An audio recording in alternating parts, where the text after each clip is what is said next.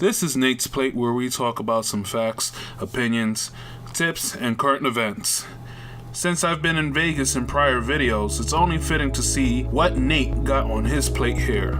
Let me say that my experience at the Westgate Las Vegas Hotel Resort wasn't a very pleasant experience. I'm the type of guy that wants to save as much as I possibly can. I thought I had this hotel room at a deal, only to find out that there were hidden additional fees. Altogether for my 3 nights there, I spent a total of $150 extra, and this was between their early check-in fee and their resort fee, which I was a bit disappointed, because what they could have done was to let me know beforehand prior than getting there and finding out that there's additional fees that I had to pay, and this really wasn't cool. The hotel just looked like it was falling apart. There were several room numbers missing from the doors, and they were replaced with paper tags to compensate the lack of number tags for the doors. My hotel room itself was fine. The only issue that I had with it was the faucet within the tub kept dripping, and it took a lot of strength to turn it off. If you wanted to have fun on the strip, and let's say you're out past 11 p.m. up to 12 a.m., good luck trying to get back upstairs if you were staying at the west side, because the hotel would close off that section. Not only that, the elevators didn't work during the days as well. So what would end up happening would be one elevator that worked on the west side, and past midnight you couldn't get upstairs, and you had to go all the way to the south side just to go back upstairs to get to the west side, which was a bit of a hassle.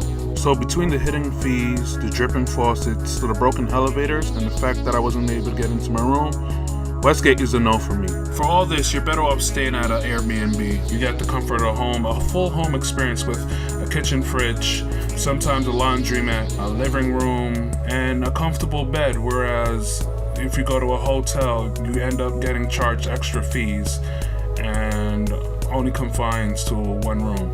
Unlike New York, Las Vegas seems to got it together when it comes to their transit system. They have an app that you can download and buy your passes online.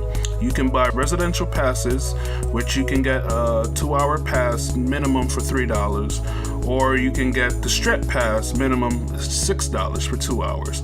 Now, as a tourist, what you want to do is get yourself the Strip Pass for either 2 hours or 24 hours, depending on what you're going to do for the day. This way you get to see everything as a tourist.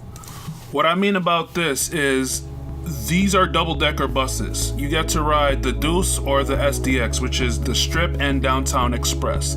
And because they're double-decker buses, they kind of look like the tourist buses. But if you're riding these buses are cheap, and you get to get a nice sight of the Strip of Vegas for only $6, whereas if you was to go on a tour bus, it'll probably cost you a lot more. If you feel like taking an Uber, your best bet to take an Uber is right anytime before 10 p.m. After 10 p.m., it's going to be crazy surge prices, and you don't want to deal with that if you want to try to save. For that, you might as well just ride on the Deuce or the SDX. It's going to be a lot of traffic, but you'll end up saving more money that way, unless you have a rented vehicle. As far as Uber drivers go, personality-wise, it's a hit and miss. If you try to hail an Uber cab on the Strip, it'll send a driver to a resident hotel. Even if you're not staying in that hotel, the Uber will send them there, and it gets really tedious as you're trying to look for them. I had an incident where I requested an Uber by a CVS, and the Uber driver drove right past me, and then I had to chase the guy down and said, "Hey, I'm right here, didn't you see me?" And the guy wanted to argue back with me, saying, "Oh, it's over here." But I'm like, "I'm over here. I'm the customer." He said, "Oh, well, it said come over here." But I'm telling you, I'm over here. There was a lot of back and forth, and that didn't really sit well with me. But then you have some Uber drivers who are very cool, and they just want to talk and communicate, So sometimes you get some serious stern Uber drivers, and then you have some really cool laid back Uber drivers. It's really up to you how you want to get around Las Vegas. Another thing you should note is that there are a lot of free shows in Vegas, and in this instance, I went into the Venice-themed hotel, and they actually had a free play that they performed every hour on the hour, or every couple of hours on the hours. I remember I just was walking by and they was doing the show, and that was very entertaining. And then you have the water show, which is best. These water shows are actually best viewed at night. There's 2 water shows that I've seen, one in the daytime, which was okay, but it's best seen at night. And then another one that I've seen definitely at nighttime, and that was completely beautiful. And that's all the food that Nate has on his plate this time.